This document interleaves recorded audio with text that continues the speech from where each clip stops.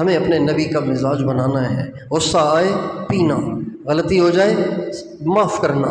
ہمارے ہاں یہ مزاج بنا ہوا ہے، خاص طور پر عورتوں کا، اگر کوئی سیدھے منہ بات نہ کرے اس سے بات کرنا چھوڑ دیتے ہیں، کوئی اپنی خوشی میں نہ بلائے اس کو بلانا چھوڑ دیتے ہیں، کوئی غمی خوشی میں یاد نہ کرے اس کو بھی غمی خوشی میں یاد کرنا چھوڑ دیتے ہیں، کوئی ایک ہاتھ ملائے تو اس سے ایک ہی ہاتھ ملاتے ہیں، کوئی دونوں ہاتھ ملائے تو اس سے دونوں ہاتھ ملاتے ہیں، کوئی گلے لگائے تو اس کو گلے لگاتے ہیں، اس کو گلے نہیں لگاتے جس نے ہاتھ ہی نہیں ملایا۔